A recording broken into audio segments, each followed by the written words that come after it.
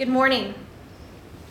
Welcome to our Remembrance Day ceremony held virtually for 2021. I just want to say a few words to remind us all of how important this day serves as a reflection of the many sacrifices that many had to endure so we could live a fuller life. November 11th, Remembrance Day, is a day Canadians remember the brave men and women who have served and continue to serve our country during times of war, conflict, and peace, specifically the First and Second World War, the Korean War, and all conflicts since then, in which members of the Canadian Forces have participated in to give us and others freedom. Compared to our veterans, I have not sacrificed anything for my freedom. It was given to me by those who came before me and sacrificed so much. So now it is my responsibility to never forget the service and sacrifices of more than 1.5 million Canadian soldiers, sailors, aircrew, and merchant seamen. They died so I could have the freedom to stand here and give this speech, so I could get an education, get a job, live a free life. We are forever in their debt. I will honor the sacrifices of everyone, the doctors and the nurses who tended to the wounded, the parents who watched their children fight things that they couldn't protect them from, the children who were too young to understand why their moms and dads wouldn't be home for the holidays, the teen boys who were shipped off to fight before they even got a chance at adulthood, or the kids who had to grow up too soon so they could take care of their families in the middle of a war. Because they lost so much, and because they gave everything, I thank them. We should always remember. Sturgeon staff and students, as we stand here in peace and safety, we pay our respects to all that have fallen, all of the wounded, and all who have served in the conflicts.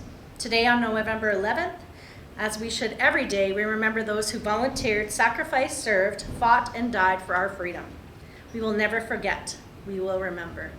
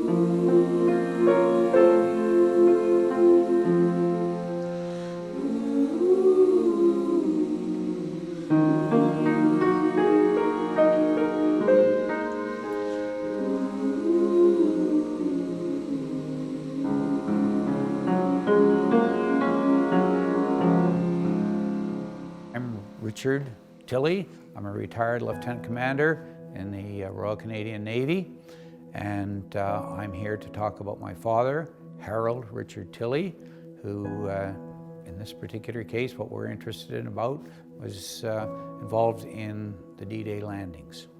Back in 1944, France, Juno Beach, that was the 6th of June. The day before D-Day, in other words, the 5th of June, 1944, they loaded on, in his particular case, the Chaudières, and they headed off across the ocean, well, at least across the English Channel. And, well, the Chaudières were an interesting group. First of all, they hadn't spent a lot of time at sea, so they were pretty seasick on board, and my father certainly made the comment that I think they were pretty happy to get ashore when they finally did get ashore. They had bicycles with them. Not all the troops had bicycles, but this particular group did have bicycles, and they were charged with going as far inland as they possibly could. And they must have done a pretty good job, because the Canadian troops got further inland than any other troops on D-Day itself. So that's the good news. They unloaded the troops, fine, turned around, go back to Portsmouth, presumably to pick up more troops, but they got about 2 miles off the coast, and the engineer came roaring up and said, "You guys better hit that beach again fast, because we're sinking." And of course, what happened is that all the beaches, all the Normandy beaches, or at least all the ones I'm aware of, had underwater barriers, and they actually scraped the bottom of the landing craft and put a hole in it. So they were on the beach, and things weren't quiet. Not only did they have these mines to contend with, but they had German Focke-Wulf aircraft flying overhead, bombing them. And there were booby traps and the various pillboxes along the beach, and they could hear the sounds of war very vividly, not that far from the beach. Priority was to get the landing craft fixed so they could get back. Well, it took about 3 days to do that. By then, the landing craft was being used for other things. They were being used as a makeshift or a minor hospital, but they were also being used as a holding facility for German prisoners of war. His landing craft actually had the official photographer on board. So all those pictures you see, or almost all of them that you see right on the Juno Beach, the ones with Canada House or that Tudor-style building in the background, all those, and certainly the pictures with the bicycles being landed in the nearby landing craft, those pictures were all taken from my father's ship. And it's kind of interesting in that years later, my father went to the War Museum in Ottawa, and he saw all these pictures, and his comment was, "That was my D-Day."